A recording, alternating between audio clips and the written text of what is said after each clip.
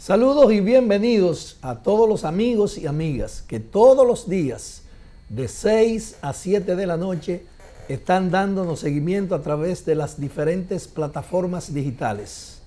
Como siempre, análisis y comentarios de los principales hechos ocurridos tanto en el plano nacional como en el plano nacional. Hoy es un día especial porque es el primer programa del año 2023. Y nosotros contamos hoy con la presencia de un veteranísimo dirigente político de la República Dominicana, con una vasta experiencia en el quehacer político. Y este año nos vamos a dar el banquete de inaugurar el año con la presencia del ingeniero agrónomo Tomás Hernández Alberto, que va a estar con nosotros haciendo un recuento de los principales hechos ocurridos en el año 2022 y el impacto de esos hechos para el año 2023, que es un año especial, porque es un año preelectoral. Bienvenido, Tomás. Gracias, muchísimas gracias, Papín. Para mí es un privilegio estar en mi pueblo e inaugurando el año junto contigo. Gracias, Tomás. Para nosotros es un placer tenerte con nosotros y vamos a hablar de lo que fue el año 2022, a citar los principales hechos y cómo podrían impactar esos hechos, tanto políticos, económicos y sociales, en el quehacer político del año 2023, que es un año preelectoral. Bueno, de verdad se trata de un acontecimiento muy importante. Yo diría que el año 22 fue el año del entierro de la pandemia, en el sentido de que habíamos crecido en el año 21 en forma exorbitante. Es decir, tuvimos muertos en el 20, sí, digamos, porque eso fue así, se derrumbó todo, ¿entiendes? Luis gana el poder en medio de la pandemia y le tocan los peores momentos de la pandemia. Pero ya en el año 22 las circunstancias habían cambiado. En el 21 se había avanzado, la pandemia había empezado a ceder y ya se percibía que iba a haber una apertura más completa. Yo recuerdo que la oposición era muy recia cuando decía que era un genocidio en ese momento abrir la economía. Sí. La economía se abrió y se abrió con tanta fuerza que cuando terminó el 21, cuando comienza el 22, habíamos pasado por una economía de 6 puntos abajo a 6 puntos arriba, que ahí viene la contradicción, sí, pero el crecimiento fue de 12, fue de 12.3, lo que pasa es que estaba debajo, ¿entiendes? Y ahí fue que Leonel comenzó a conceptualizar el rebote y esa cosa, ¿no? El crecimiento fue crecimiento. El punto de referencia de dónde se crece no es importante a la hora de establecer la cantidad de crecimiento que hubo. Pero bueno, el 22 llega entonces con las puertas abiertas para vencer, si se quiere. Ahí vienen los grandes cambios en términos de lo que fue en la política del gobierno, porque antes estaba fundamentalmente accionando en la lucha contra la pandemia. Todos los esfuerzos era ver cómo salíamos de la pandemia.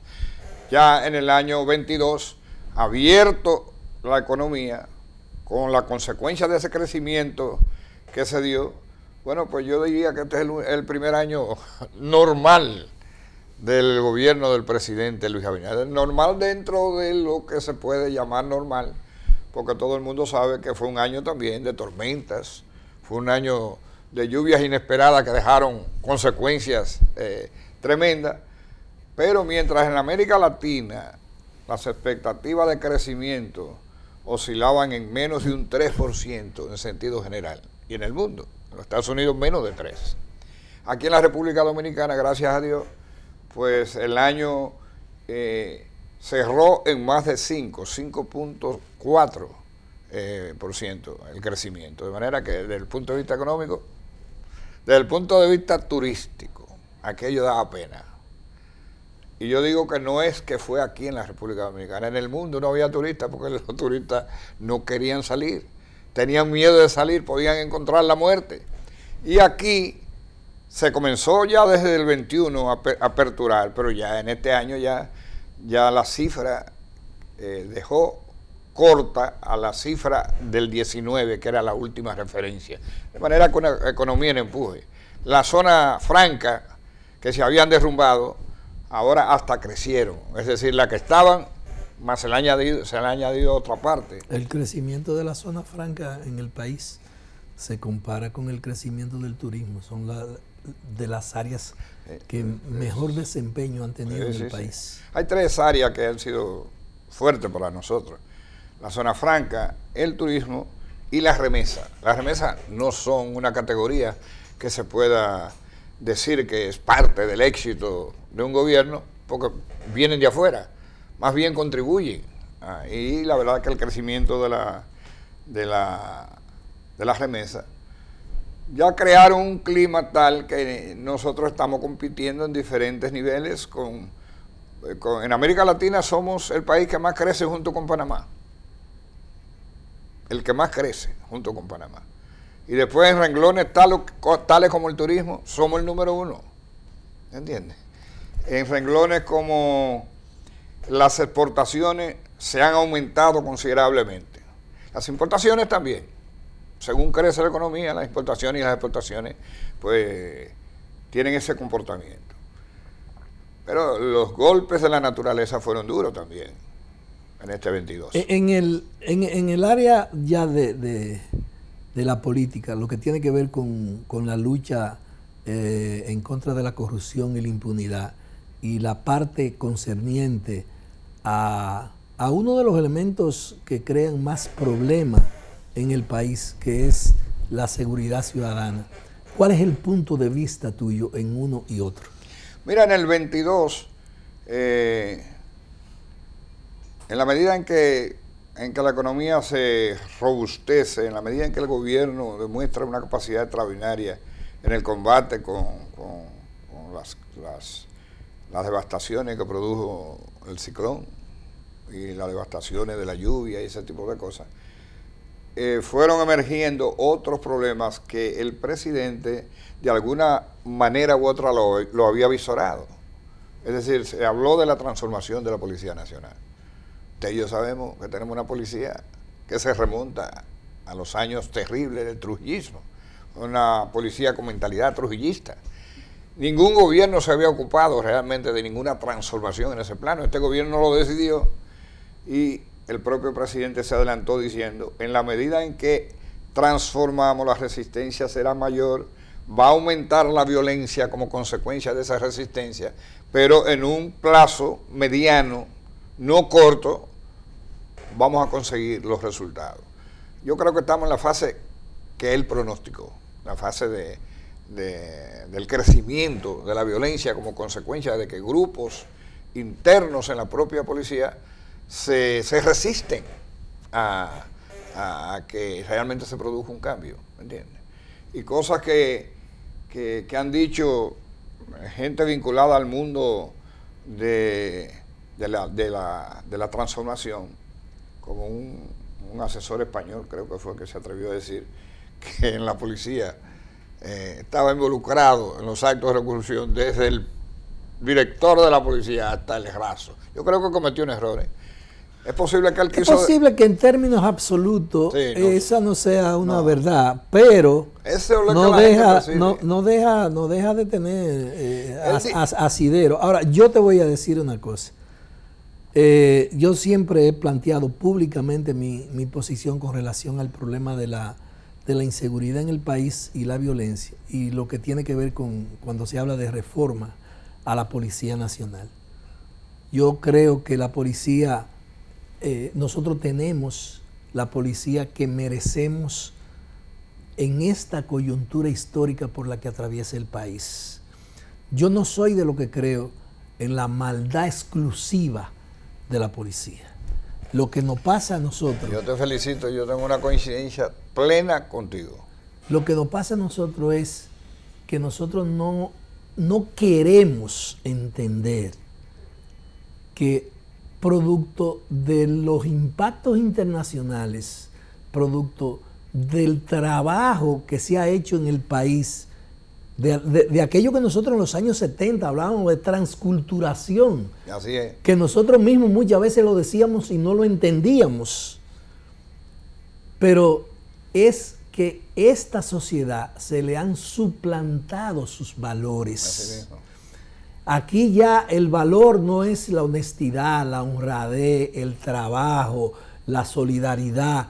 Todos esos valores se han derrumbado. Así es. Todo eso ha sido sustituido por el libertinaje, por convertir el dinero en el amo y señor de la conducta y las aspiraciones de los seres humanos. Y entonces, dentro de esa selva es que nosotros estamos viviendo. Y la percepción que se tiene de la policía, cuando se enfoca solamente la policía, yo digo que yo soy el abogado del diablo porque yo salgo en defensa de la policía. Yo digo, no, es que el problema no es la policía. El problema es la sociedad, es que estamos todos corrompidos, todos andamos detrás del dinero. Entonces, son los médicos unos santos, son los ingenieros unos santos, son los arquitectos unos santos, los abogados somos unos santos, los empresarios son unos santos.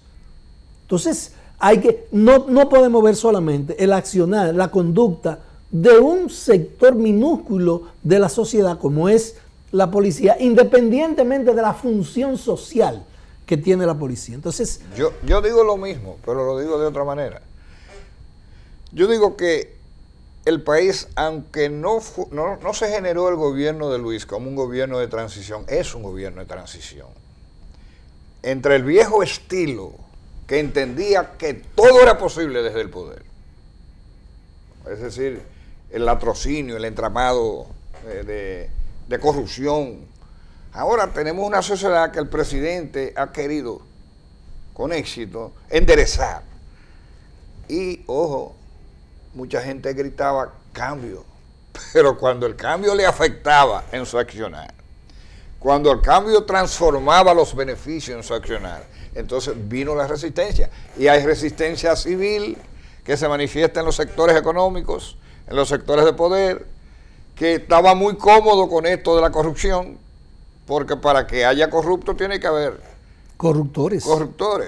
Y estaba muy bien y los negocios iban muy bien. Ahora de pronto este hombre le pone freno a esto y al mismo tiempo quiere transformar la policía. Son dos luchas terribles al mismo tiempo. Entonces, en esa transición, en algún momento se da la sensación de que la violencia ha ganado la batalla. Yo pienso que no. Esto es una transición. Yo pienso que así como los valores se quedaron atrás, el afán es ver cómo retornamos a los valores, a lo que le dieron vida y esencia a la existencia de gente de nuestra generación y de gente que tuvo formación. Y esa transición se manifiesta en más violencia, además de que hay que reconocer que el crecimiento que hemos tenido en la República Dominicana, como en otros países, que ha sido galopante, diría yo, porque tenemos 45 o 50 años creciendo por encima del 5%. En cualquier otro país, como Singapur, por ejemplo, ha producido un cambio total, pero en países como el nuestro no se ha podido todavía reproducir el bienestar del crecimiento económico entre la gente. Entonces, esa es una desigualdad. Han aumentado las desigualdades, con pena hay que decirlo, pero han aumentado. Todo en este momento es la transición. Y el gobierno, haciendo su accionar, alguna vez se da la sensación de que la violencia nos gana la batalla. Yo aseguro que no, que más tarde o más temprano, y yo espero que sea más temprano que tarde, el asunto de la violencia, así como ocurrió en Nueva York, yo viví aquellos años de cuando Nueva York era una selva de hierro, ¿entiendes? Y los muertos rondaban en las calles y tú no te podías meter a un ascensor de un edificio, porque ahí podías encontrar la muerte. Eso le tocó a a Rudy, el alcalde de aquel entonces, Giuliani. Rudy Giuliani. Sí, le tomó 2 periodos de gobierno. La transformó, pero habría que ver también la diferencia entre aquella sociedad y nuestra sociedad. Yo creo que estamos viviendo un gobierno de transición. Abogamos nosotros, el poder para el pueblo, porque esa transición termine en el 24 y entonces comience el periodo del poder para el pueblo. Es decir, de que el gobierno pueda, por fin, empezar a trabajar para que todo lo que estamos consiguiendo en crecimiento comience a manifestarse en fases de desarrollo al que todo el mundo anhela. Yo saludo tu esperanza, pero soy un poco pesimista. Porque nosotros tenemos... Tú escéptico, vamos a decir. Nosotros tenemos... Porque tú de pesimista no tienes mucho, ¿no? Eclético. Eclético. Pero yo te voy a decir algo. Hay una situación que me hace tener esa percepción. Y es dos elementos. Primero, la poca formación de la clase política en la República Dominicana. Eso es verdad. La clase política en la República Dominicana tiene muy poca visión.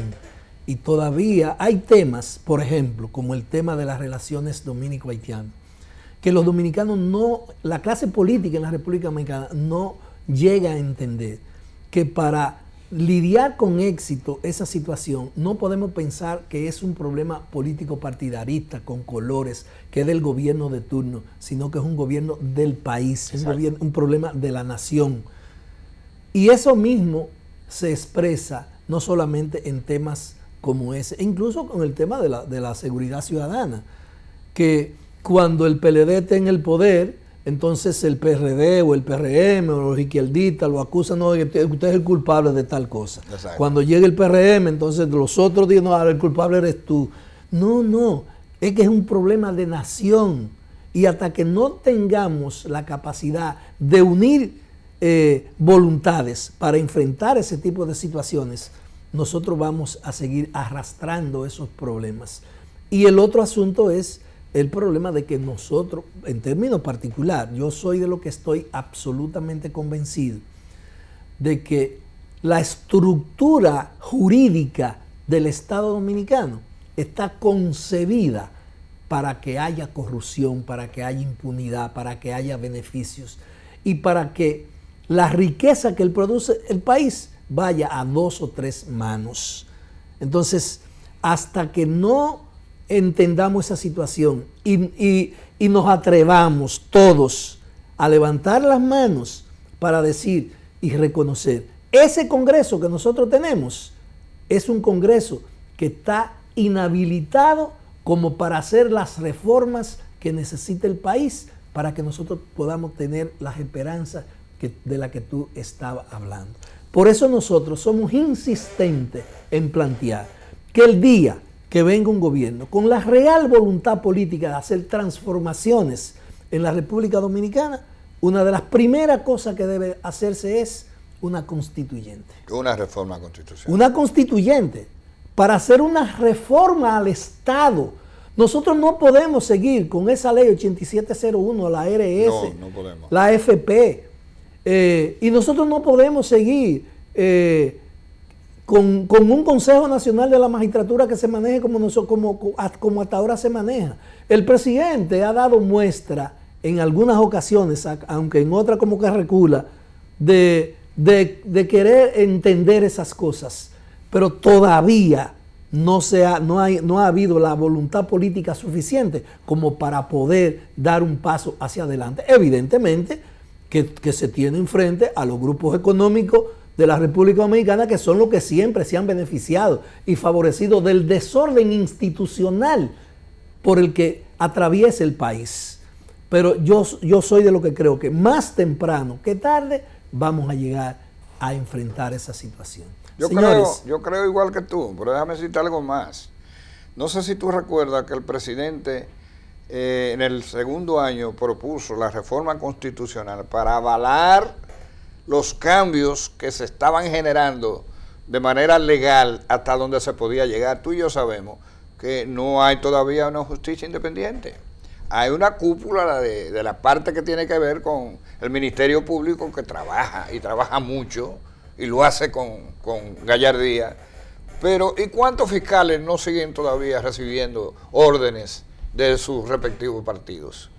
Yo diría que el 80% se ha caminado. Fiscales y jueces.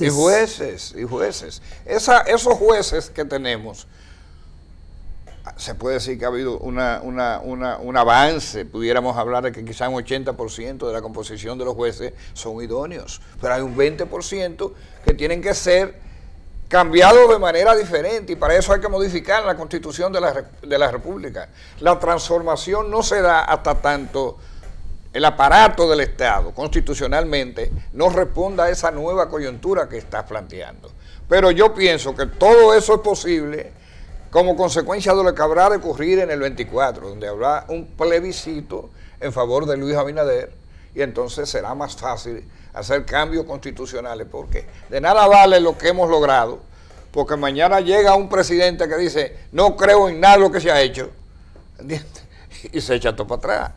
Es decir, Luis, con su voluntad, con su trabajo, con su esfuerzo, con su decisión, pero yo diría que apostando demasiado a que se pueden conseguir cosas sobre la base de concertación. Tú sabes que hay sectores que no llegan a la concertación, que se resisten.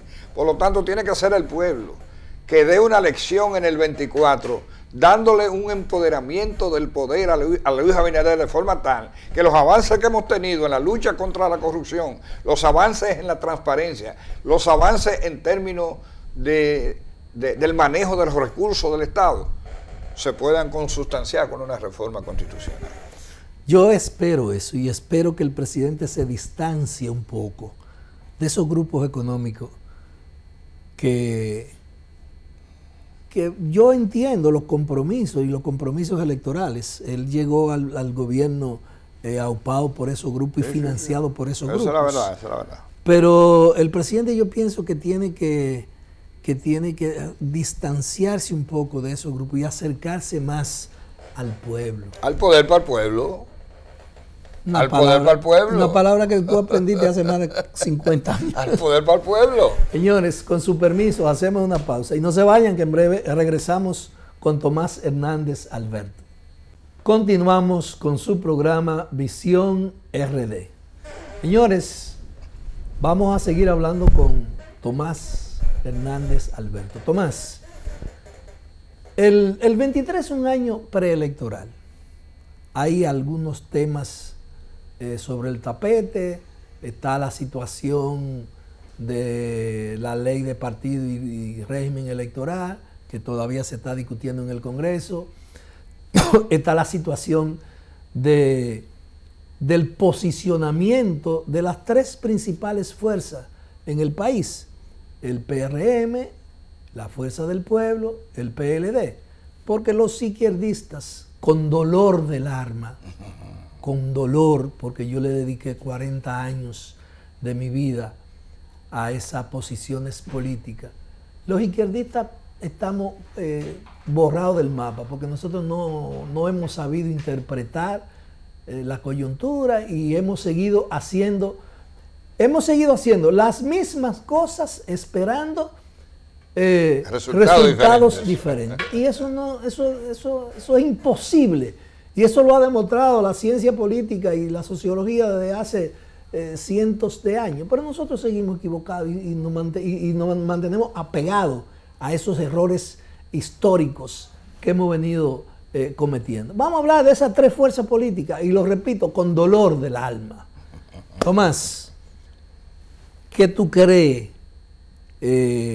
Hay situaciones, incluso se ha venido hablando, yo incluso lo he planteado de hace meses, y he dicho que para las elecciones congresionales y municipales del 24, el Partido de la Liberación Dominicana y la Fuerza del Pueblo van a hacer todos los esfuerzos por presentar candidaturas comunes en la mayoría de los pueblos, porque ese sería un laboratorio, un ensayo para ver, no solamente para ellos medir fuerza con el gobierno, sino para ellos ir acercando y limando las asperezas y diferencias que tienen internamente esos dos grupos.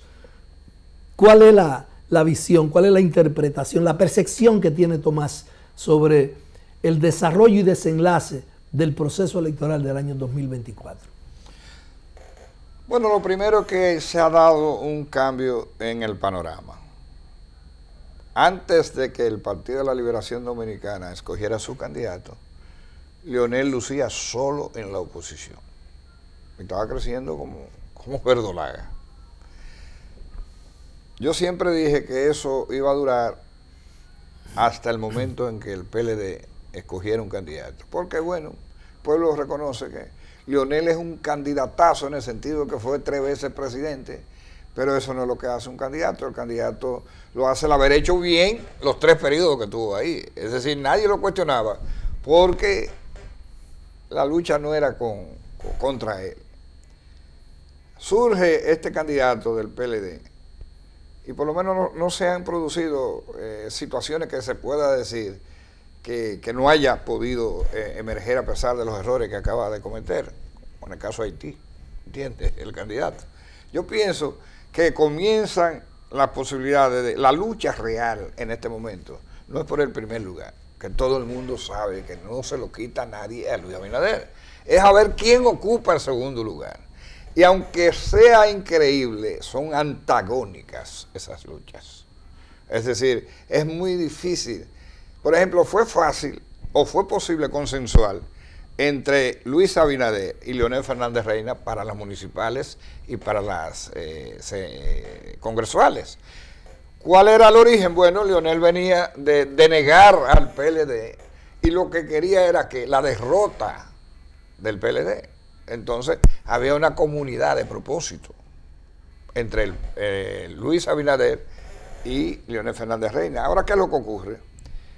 Leonel, una cabeza fuerte pero con un cuerpo esquelético, se enfrenta a una cabeza débil todavía pero con un cuerpo fuerte, que es la estructura del PLD.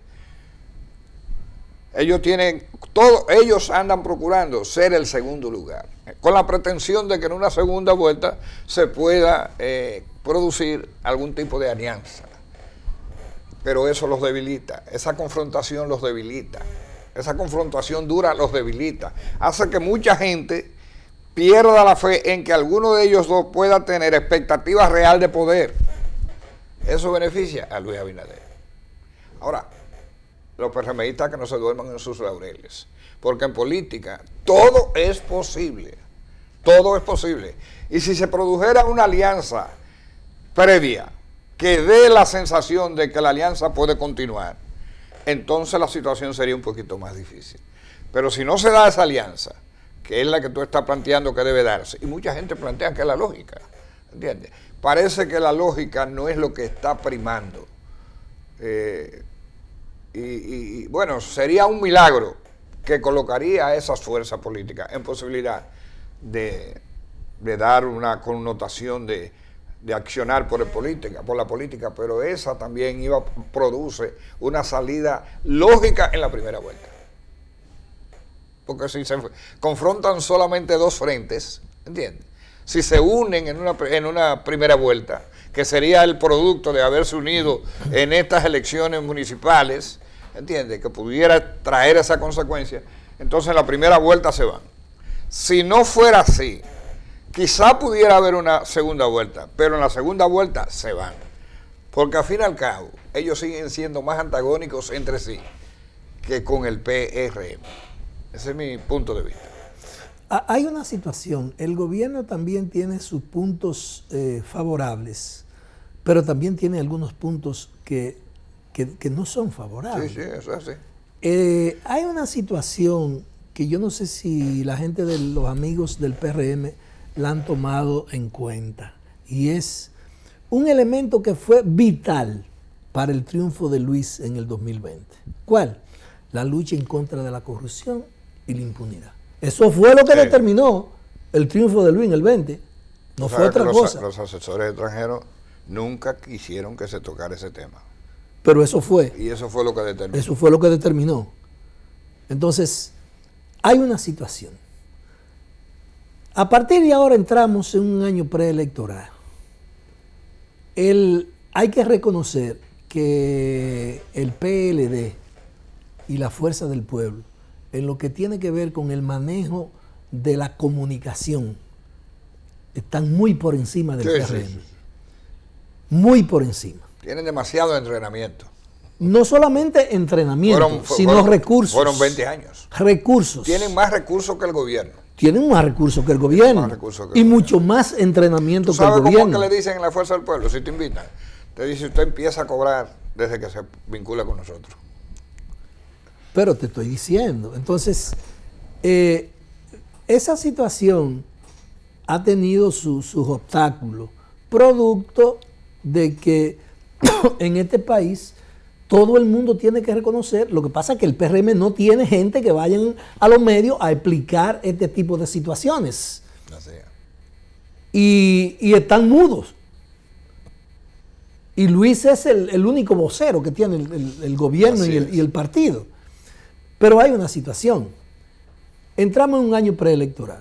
La lucha en contra de la corrupción y la impunidad se ha venido manejando con ciertos tropiezos. Tropiezos porque hay que reconocer que en este país los grupos económicos, aquí hay un maridaje, aquí hay una componenda, para decirlo con palabras del pueblo, entre todos los sectores.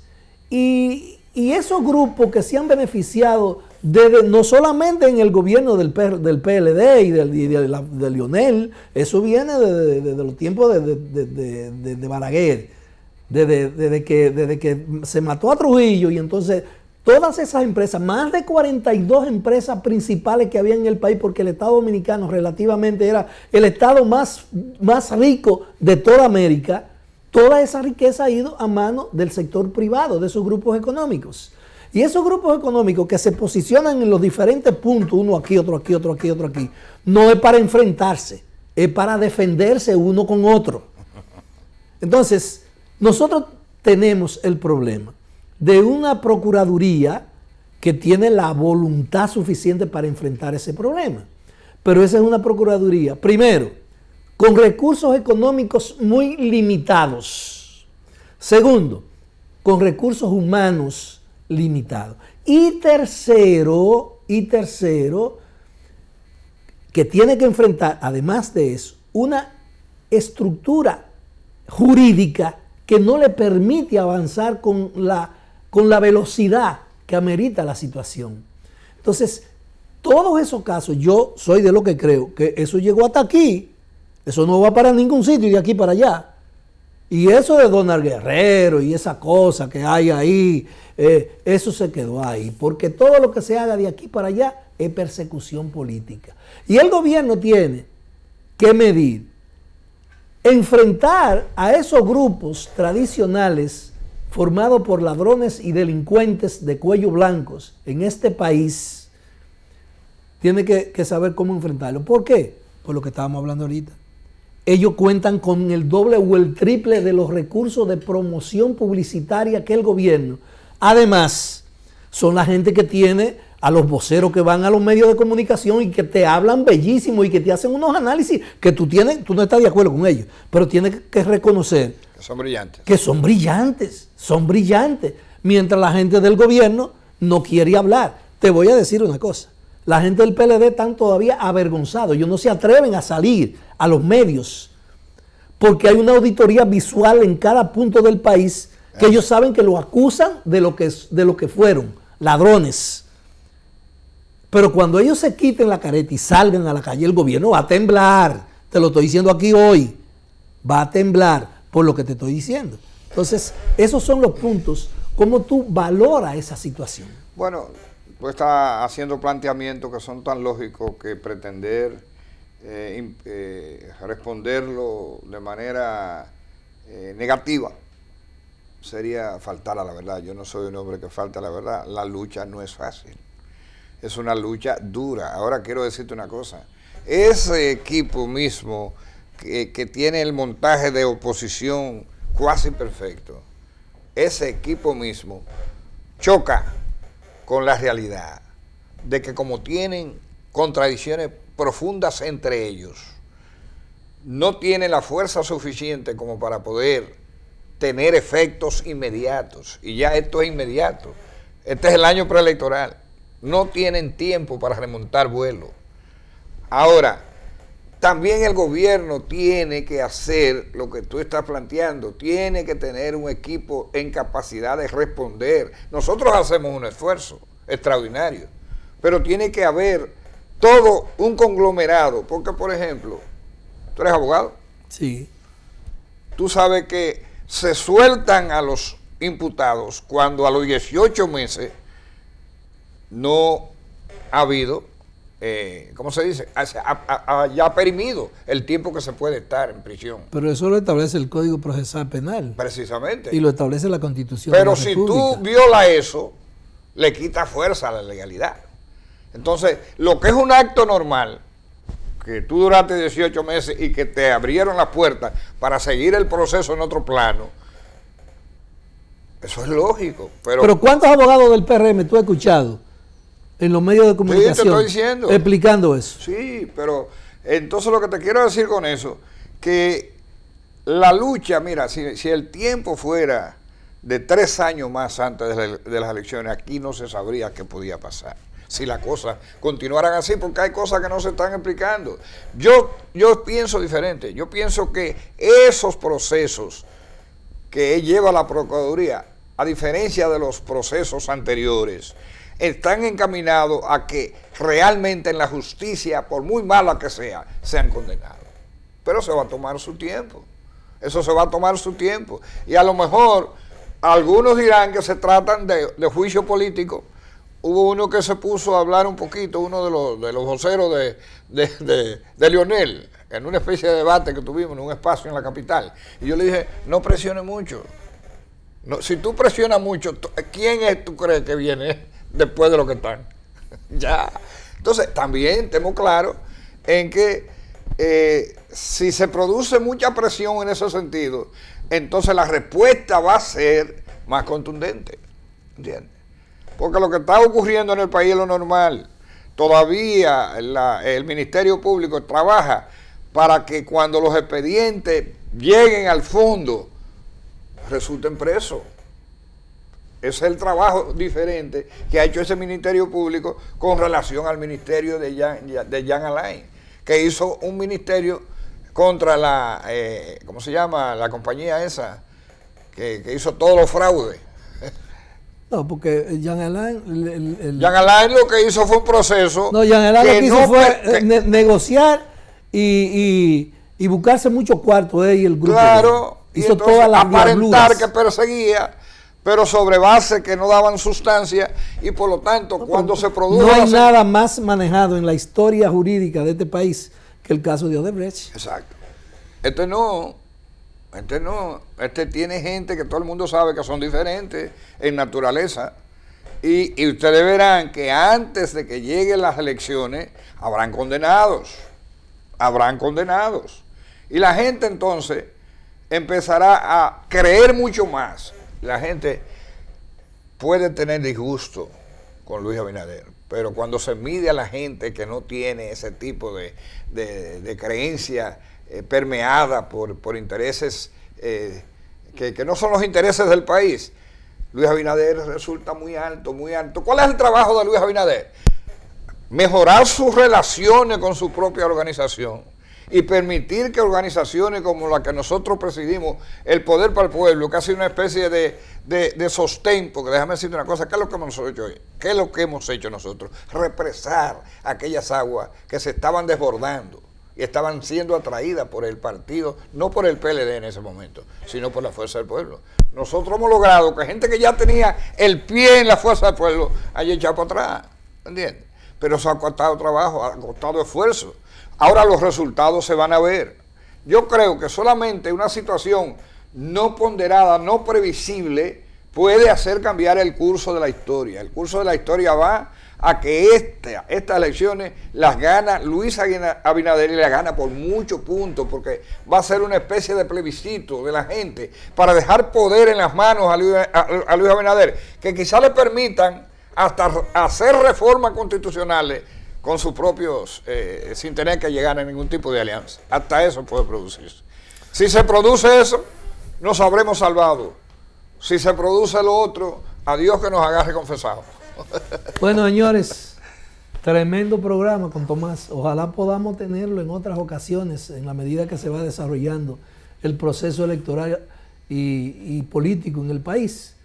De nuestra parte, agradecer su sintonía y hasta mañana.